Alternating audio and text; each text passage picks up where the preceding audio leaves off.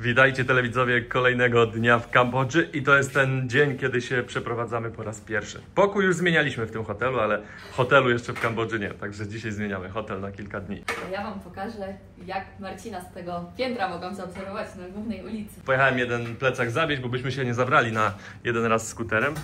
No i w tamtą stronę. Prosta droga, ja wiem, z jakieś 400 metrów i jest nasz hotel. Cieszę się jak nigdy na przeprowadzkę.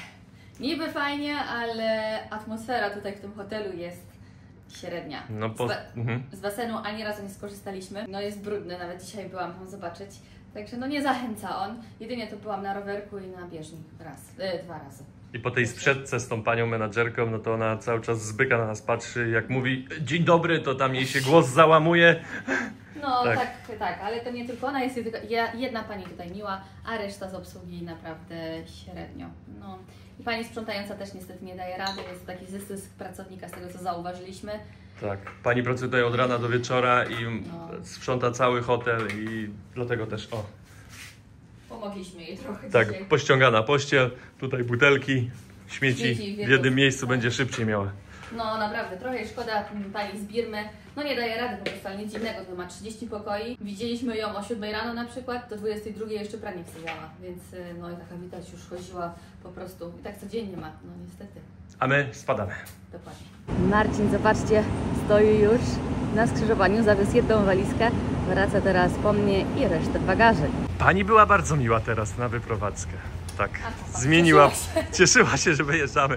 Dobra, ładujemy się i jedziemy. No musimy to jakoś zapakować, 3 plecaki. Mari ma jeden na plecach, ja mam jeden duży na plecach i jeszcze jeden tutaj mały, więc musimy to jakoś upakować. Zakochaliśmy się ostatnio w tej pani, ale nie w pani personalnie, tylko w pani kawie. Dlatego bierzemy dzisiaj, a Maria ostatnio nawet sprawdziła i spróbowała na ciepło w takim kraju i mówi, że bardzo dobra, że jak tak. No, więc bierzemy od pani Kmerki jedną cappuccino zimną i jedną ciepłą. Tak nazywa się nasz nowy hotel. Tutaj widzę, że Marika już rozmawia z menadżerem, bo my z nim pisaliśmy sobie. Tak wygląda recepcja. Mamy wszystko?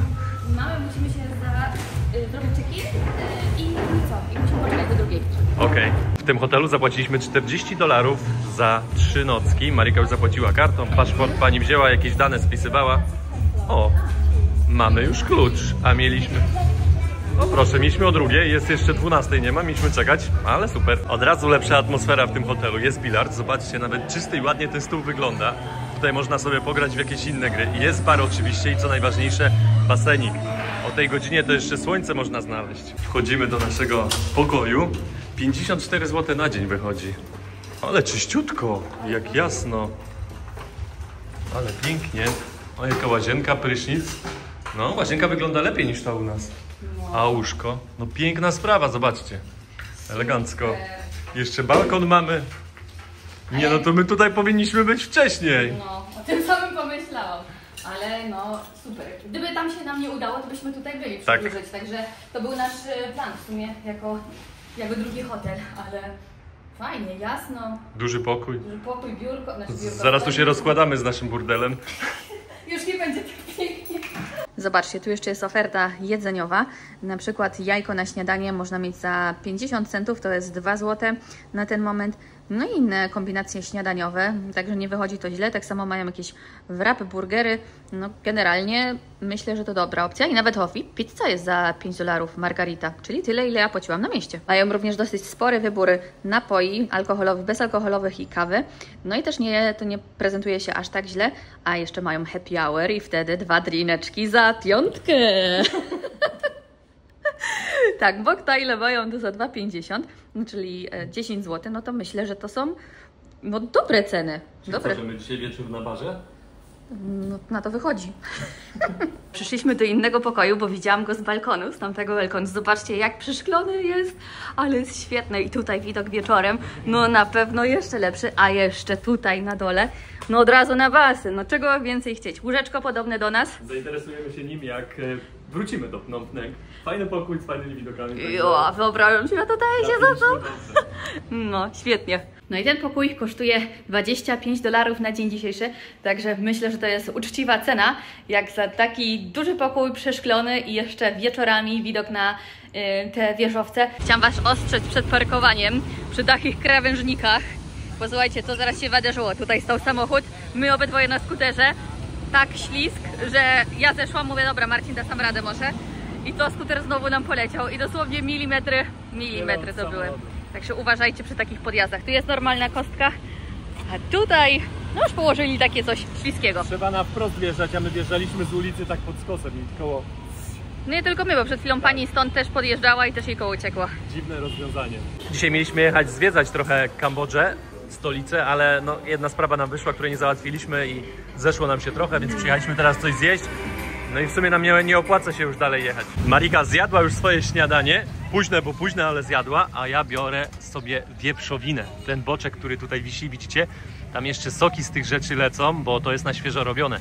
Biorę sobie za $3, czyli 12 zł. Pani mi pokroi.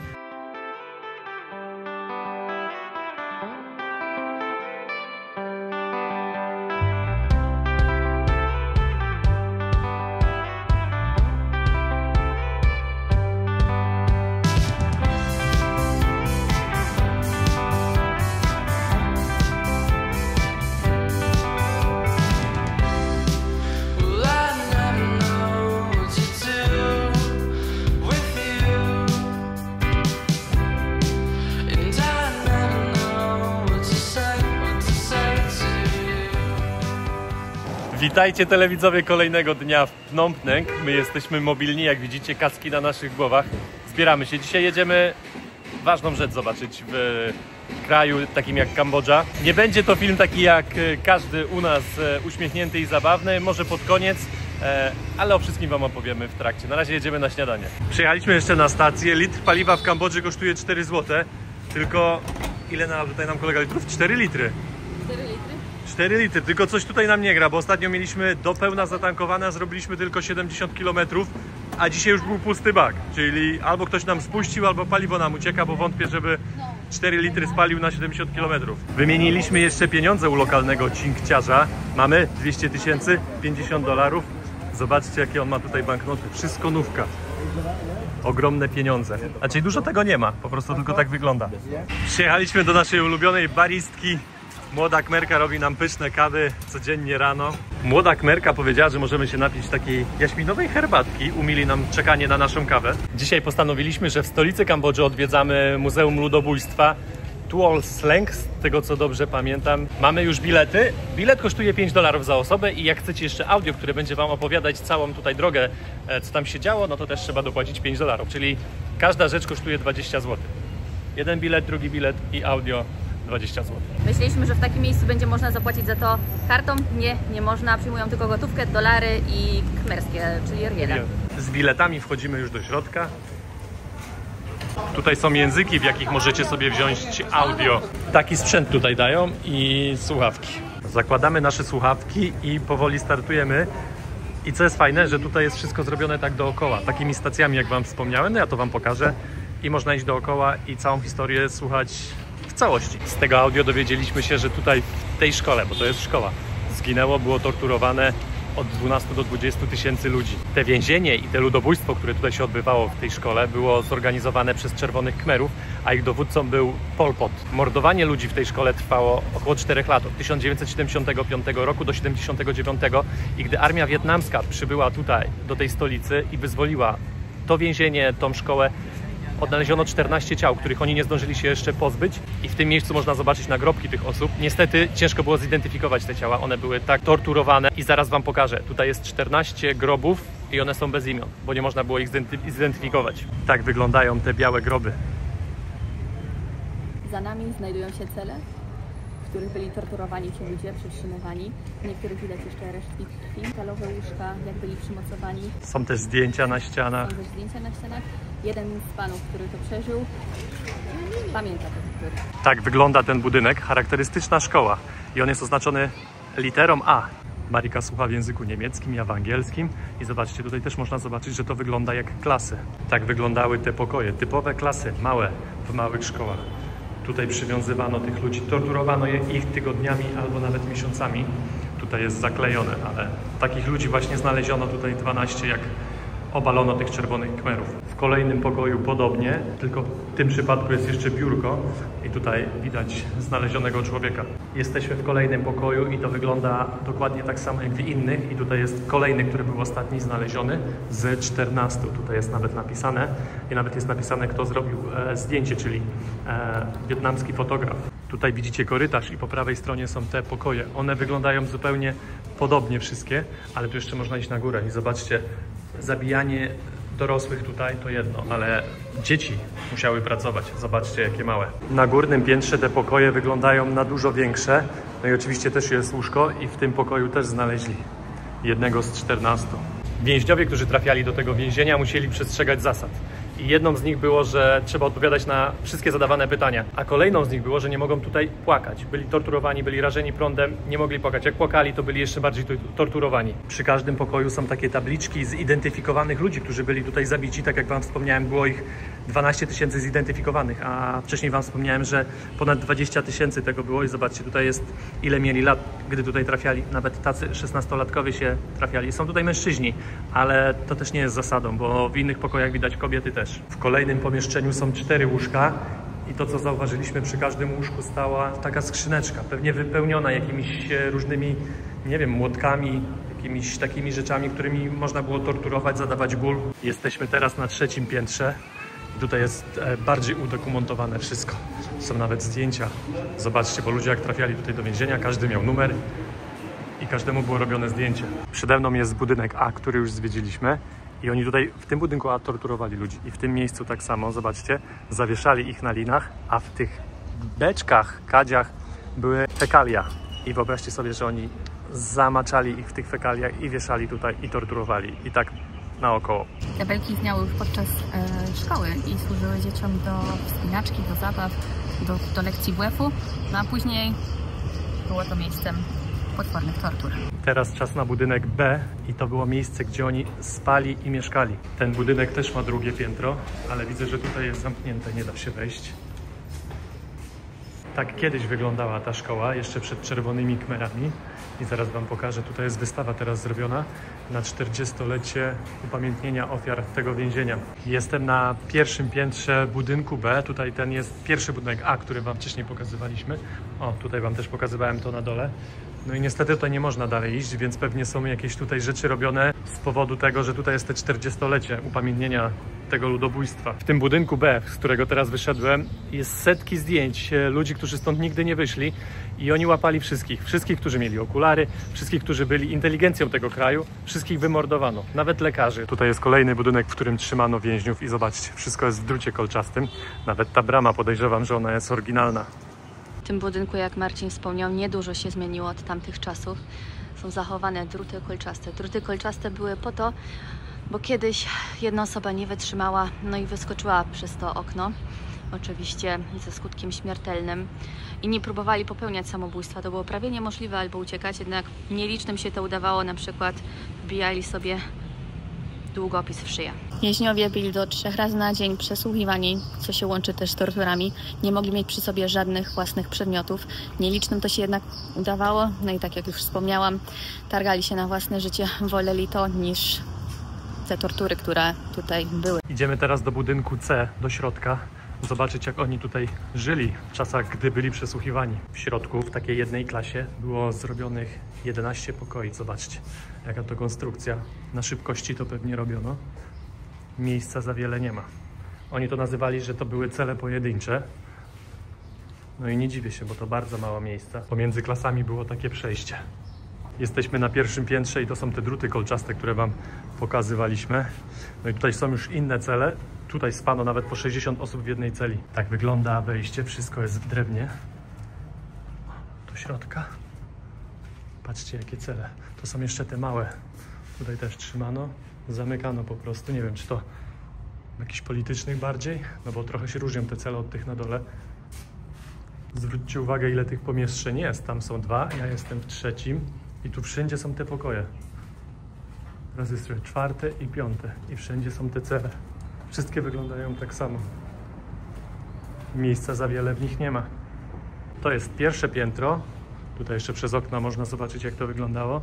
A my idziemy jeszcze wyżej, na 2. piętro. Ta historia jest straszna. No jest straszna. Aż już mam powoli dosyć. Głowa pełna. No, ten pan jeden opowiada o tym, jak go tutaj przywieźli, jak na początku wszyscy się cieszyli, uwaga, druty kolczaste, jak go tutaj przywieźli, jakby się cieszyli, bo nie wiedzieli, dokąd jadą, dokąd ich zwożą. Później przy wejściu zakładali im kajdanki, zawiązywali oczy, a już jak do celi trafiali, to ciągali w sumie, jak już weszli tutaj na miejsce, ciągali ich za uszy. W celi ściągali kajdanki, za to mieli już nie kajdanki, te przyczepione do nóg. Metalowe, długie. Metalowe, nie pręty, tylko... Tak, takie kajdanki na sztywno. No i jeśli chcieli do toalety, no to też nie było takiej możliwości, dostawali plastikową butelkę, mały jakiś pojemnik, co jeszcze mieli worek na głowę zakładany, żeby nie mogli widzieć. A jeśli zrobili obok butelki, obok tego pojemnika, no to musieli zlizywać podłogę, dopóki nie była czysta. Ten pan spędził w takich warunkach 12 dni, 12 nocy, gdzie był na zmianę torturowany. Na górnym piętrze już nie ma nic, oprócz takich, zobaczcie, dużych pokoi i oni tutaj trzymali do 60 osób w takim pokoju. To jest budynek C, wyszliśmy już z niego i teraz idziemy do budynku D. Ten przyrząd używano do mierzenia ludzi, a tutaj, zobaczcie, tego używał fotograf. Krzesło z taką, nie wiem co to jest, taka iglica, żeby głowa była prosto, żeby zdjęcie dobrze wychodziło. Jesteśmy na drugim piętrze budynku D. Tutaj jest ten budynek, gdzie oni spali, co wam wcześniej pokazywaliśmy. Pokażę wam teraz plac. Tutaj też są pomniki. Jest jeden, tutaj widzicie na środku, zaraz przejdę dalej. I jest też drugi. No i zrobili sobie na tak małej powierzchni, można powiedzieć, no tyle ludzi zabili. Takie więzienie sobie zbudowali. To jest fotografia, która przedstawia 4 dzieci, które przeżyły te więzienie. I tutaj jest w dniu wyzwolenia, czyli to jest 10 stycznia 79 roku. Powoli kończymy zwiedzać te budynki i na końcu jest sklep z pamiątkami. Można też sobie książki kupić. I tutaj jest ten pan, to jest jeden z tych dzieci, które przeżyły. Ten pan, którego wam pokazywałem, no to jest ten chłopak. W dniu wyzwolenia miał 6 lat, a to jest jego brat starszy.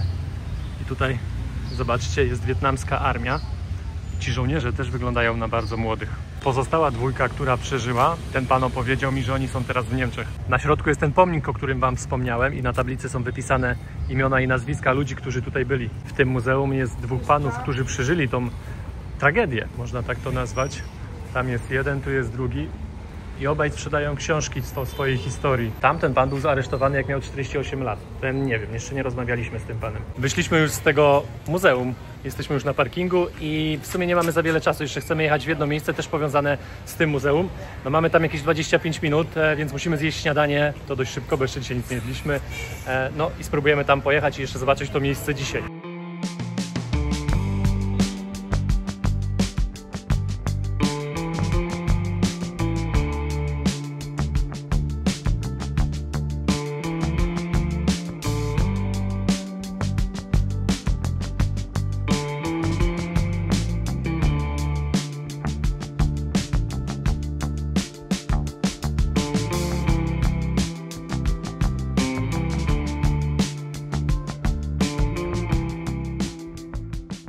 Miało być jakieś śniadanie, a skończy się na owocach. Marika sobie bierze, ja wytrzymam na razie bez jedzenia, skoro nie ma moich dań, więc ja tylko kawę sobie zamówiłem. Marika bierze ananasa i zielone mango. A ja biorę sobie kawę, zamówiłem wcześniej.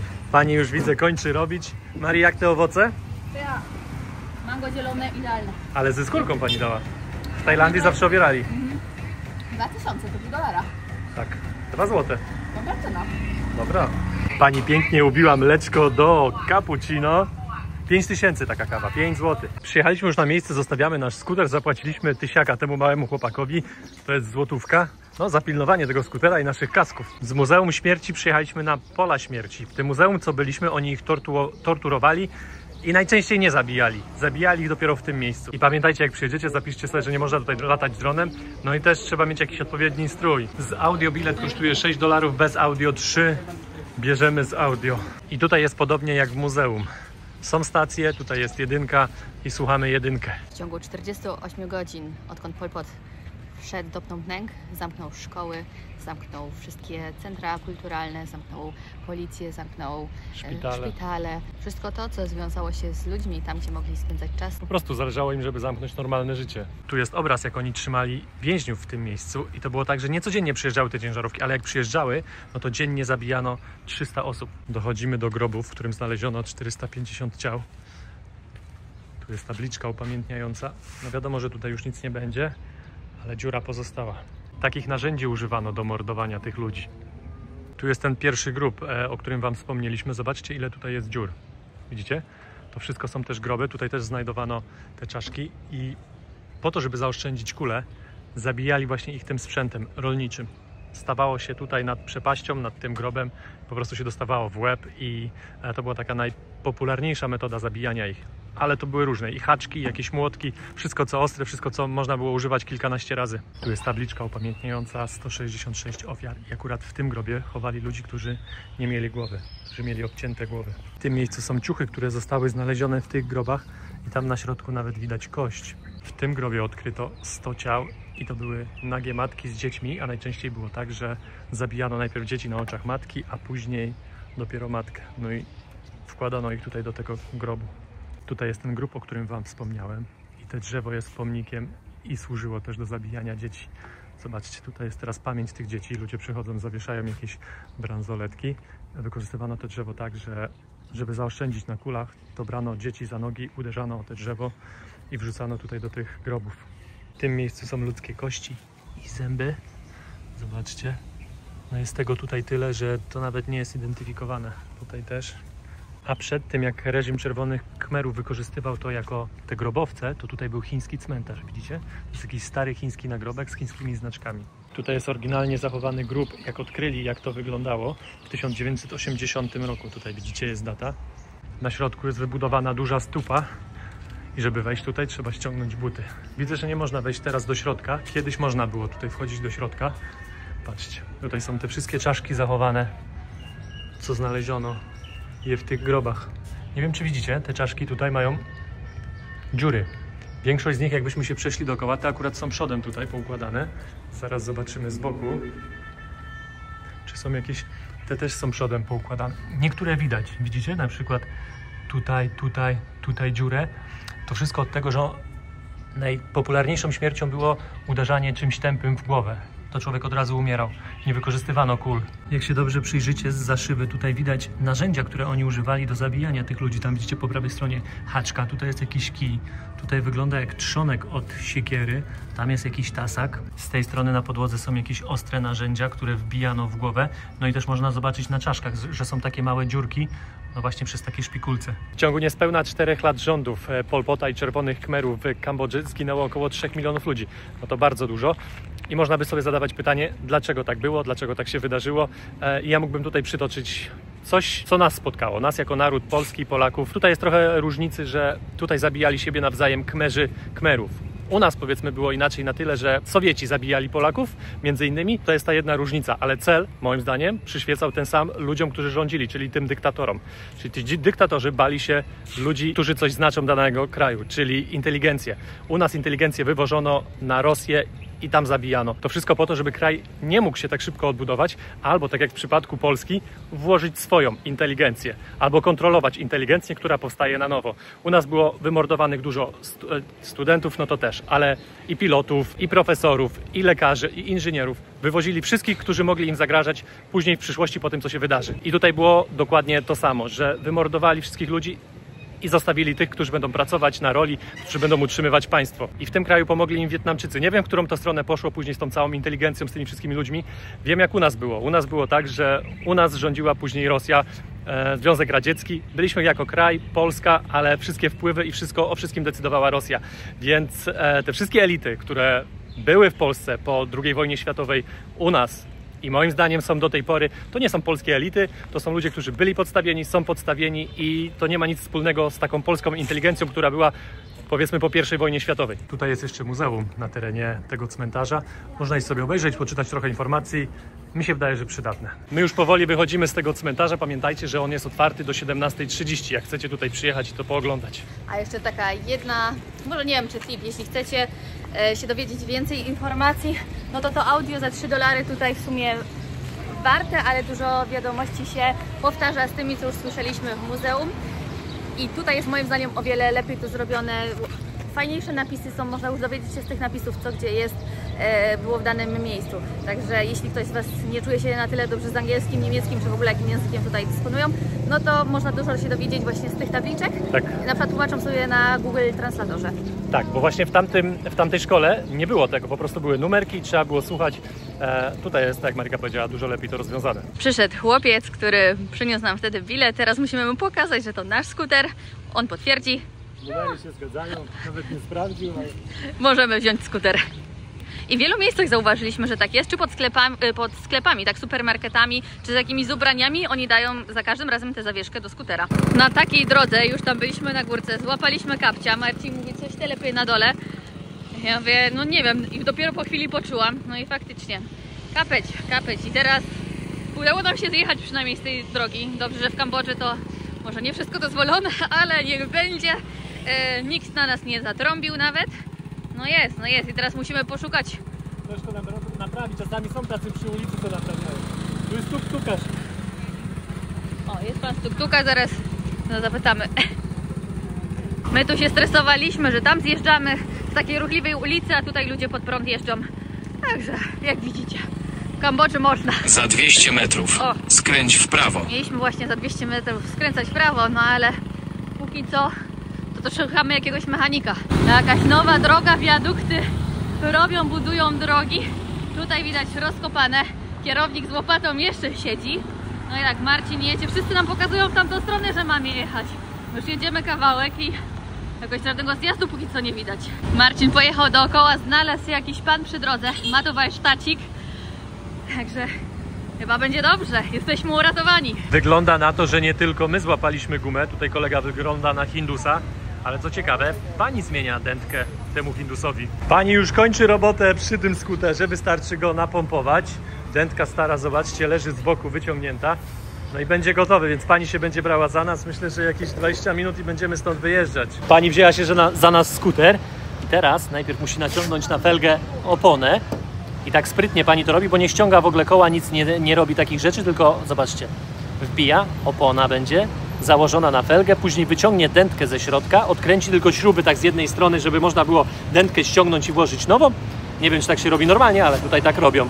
Pani nie może ściągnąć opony z koła, więc powiem wam, że tutaj się grubsza sprawa zaczyna. Nie wiem, po co pani ta szlifierka.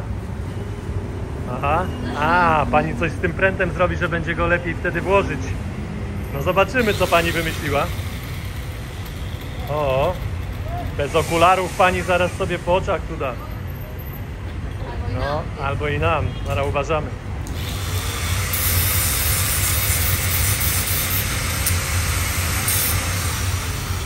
Pani ostrzy to.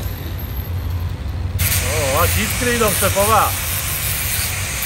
Pani wykonała jeden telefon i przyszedł, nie wiem, mąż albo jakiś sąsiad i pomoże nam w zrobieniu tej dętki. Kolega to kierowca tuk-tuka, to pewnie nieraz coś takiego robił. O, zobaczcie, już trochę jest tej opony tutaj. Więc może coś z tego będzie dzisiaj. No coś oporna ta opona. Tutaj jest pana tuk-tuk. Trochę więcej siły potrzeba było, żeby to zrobić.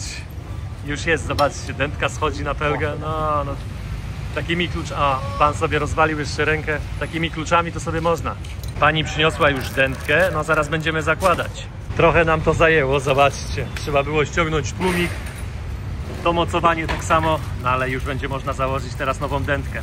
Nowa dętka ląduje już na feldze. Dętka założona, teraz ją trzeba napompować. Teraz już tylko poskręcać te wszystkie części, jeszcze tłumik dokręcić i zaraz będziemy stąd uciekać. W pracy trzeba sobie ułatwiać, zobaczcie, takie rzeczy to tylko w Kambodży. Skuter, taczka, można. Już wszystko gotowe, no spędziliśmy tutaj z godzinę, 10 minut albo i 15 nawet. Trochę nam zeszło, zapłaciliśmy, no zgadnijcie ile? 3, 2, 1... 24 zł za zrobienie tego wszystkiego. No, trochę nam zeszło, ale jedziemy w końcu zjeść śniadanie, a jest godzina 20? Prawie. Ja zjadłam owoce przynajmniej. Ty owoce, ja 2 kawy.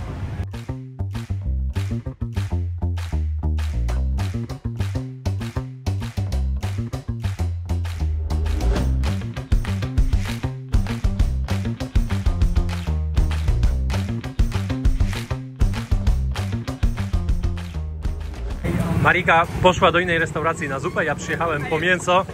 Byłem po wodę, ale widzę, że moje już tutaj ugrillowane chyba i zapakowane. Tu jest jakaś paczuszka. Wróciłem, a Mari już się zajada. Mówi, że pyszna zupa, więc ja sobie domawiam też zupę, bo mam tylko jeden kawałek mięsa, więc to będzie mało jak na cały dzień, bo jeszcze dzisiaj nic nie jadłem, jak już wiecie, tylko 2 kawy wypiłem. Jak zupa mówisz? Okej. Nie jest taka dobra, jak była 2 dni temu chyba, także 3 dni temu. Ale jest okej. Jest dobra. Pan mi tutaj nalał jakiś sosu, zmieszałam sobie, to jest, jeśli się nie mylę, to jest ten sojowy? Nie, sojowy to był ten, a to jest, jak on się nazywa, hoj. Nie wiem, Mari. I pikantny hot chili sos, trochę jak nasze sriracze, w sumie sriracze. No. A ja się wyciągnęłam z zupy dzisiaj takiego świerszcza tutaj pani. Coś tam wpadło, no. Czasami tak bywa. No, także zdarza się i krewetki pani dzisiaj dorzuciła, chyba, i taki ma smak trochę rybny, a ja nie lubię takiego smaku w rybie, dlatego mi to przeszkadza. Ale poza tym super. Moja zupa jest już gotowa i zobaczcie, tutaj te mięso jest parzone na świeżo i tutaj widzicie, jest różowe jeszcze, więc takie jest najlepsze. Smacznego życz mi, Mari. Dziękuję bardzo. Biorę się za jedzenie. Płacimy 13 000, czyli 13 zł. Słuszna cena. Jedziemy teraz już do domu po długim dniu, a kolega coś tutaj jeszcze pichci. Co to jest? O właśnie, tego jeszcze nie jedliśmy. Tak, to jest taki zestawik. No pięknie to wygląda. Widziałem to już nieraz, ktoś to zamawiał. Tam kolega robi właśnie to danie takie jednomiskowe, jednogarkowe, tak jak u nas się coś robi. Tutaj nudle smażą, tutaj smażą ryż, też nudle, ale inne nudle, inny sos. Tutaj też mają łok, no i tutaj mają tą zupę, którą braliśmy. Okej, spadamy. Nasz skuter dobry, sprawdzony, przejechaliśmy, powietrze nie schodzi. Tutaj śpimy, przyjechaliśmy już do naszego hotelu, bierzemy na recepcji jeszcze kosmetyki nasze, które nam się należą i też wodę, bo od 2 dni nie braliśmy. Tutaj imprezka widzę na dole na recepcji. Na samej zupie to ja bym nie ujechał, mam tutaj jeszcze kawałek mięsa, wieprzowina, do tego ogórki. My już w łóżkach i oglądamy film Nocny Agent. Serial, w sumie 2. sezon, polecamy, bardzo dobry.